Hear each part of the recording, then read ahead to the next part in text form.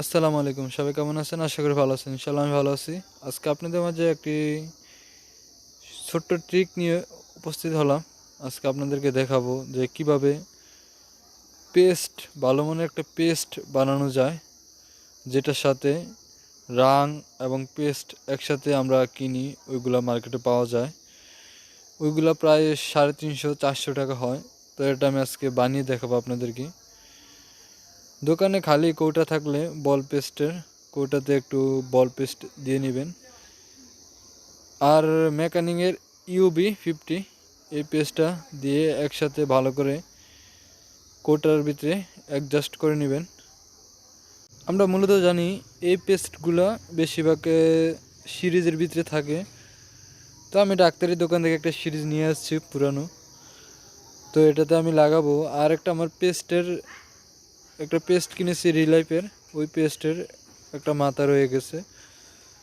তো ওই মাথাটা আমি আজকে পিচকারি মাথায় লাগাবো, লাগিয়ে একটা পেস্ট বানাবো। আপনার যতটুকু পিচকারিতে ধরবে ততটুকুই আপনি নেবেন, বাড়তি নেবেন না, কারণ বাড়তিটা আবার কোটায় থাকবে।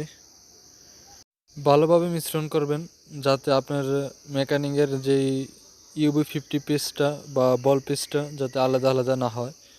না হলে আপনার পিচকারির ভিতরে শক্ত হয়ে জমাট বেঁধে যাবে।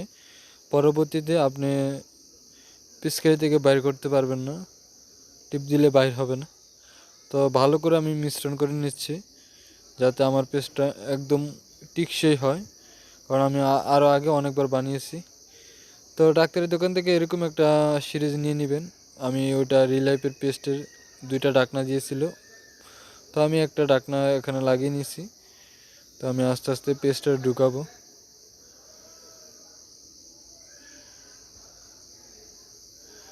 তো আমার মনে হয় কম হয়েছে, আমার আরেকবার পেস্টটা বানাতে হবে, আর একটু বানাতে হবে।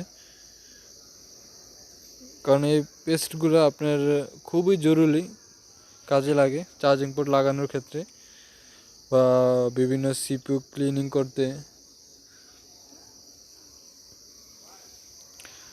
এবং ছোট ছোট লাইন জাম্পার করার ক্ষেত্রে আপনার যে এই পেস্টটা খুবই কার্যকর।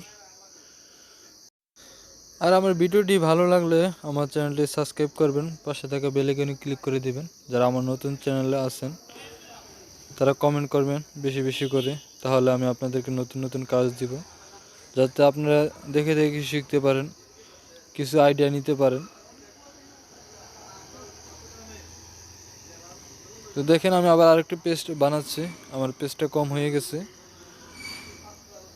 তো আমি আরেকটু পেস্ট বানিয়ে নিই ভালো করে, যাতে আমার পেস্টটা দীর্ঘদিন যায়।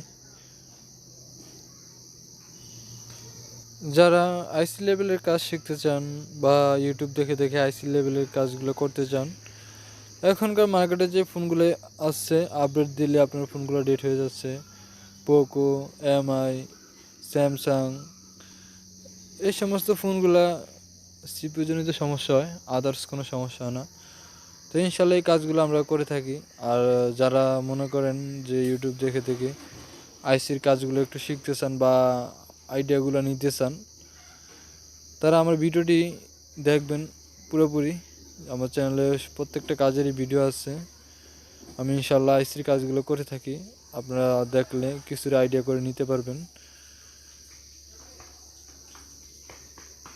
আমরা দেখা গেছে এমটেকে আগে যে পাওয়ার আইসিগুলো বেশিরভাগ ক্ষেত্রে আইসিগুলো শর্ট হইতো। কিছু কিছু টেকনিশিয়ান ভাই আছে আইসিগুলো শর্ট হওয়ার পরে এই ফোনগুলা পরবর্তীতে কাজ করে দেয় নাই, কাস্টমার পরবর্তীতে আমাদের কাছে নিয়ে আসতো। তো ইনশাল্লাহ আমরা কাজগুলো করে দিতাম। কিন্তু যারা আইসির কাজগুলো ভয় পায়, আইসি উঠাতে ভয় পায়, তারা প্রথম অবস্থায় দোকানে যে নষ্ট মাদারবোর্ডগুলো আপনারা কাজ করবেন।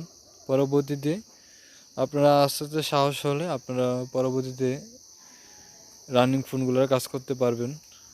তো দেখেন আমি পেস্টটা ভরেছি, এখন একটু পরিষ্কার করে নিই যাতে ময়লা না থাকে।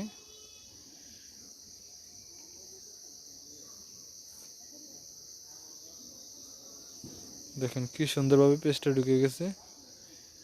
দেখেন এখন আমি একটু টিপ দিয়ে দেখি বাড়ে কি না। দেখেন কি সুন্দরভাবে বাইরে দিতেছে। এখন আমার কাজ করতে মজা হবে। এরকম একটা পেস্ট কিনতে গেলে কমসে কম একবারে মিনিমাম আপনার 300-400 টাকা লাগবে। দেখতে পাচ্ছেন, যে জায়গায় যতটুক দেওয়া দরকার ওই জায়গায় অতটুক দিতে পারবেন।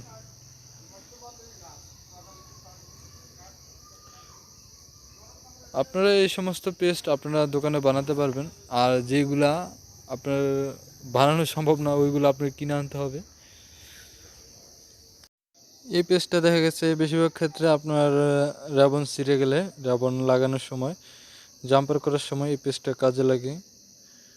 তো আজকে ভিডিওটা এই পর্যন্ত। সবাই ভালো থাকবেন, সুস্থ থাকবেন। আল্লাহ হাফেজ।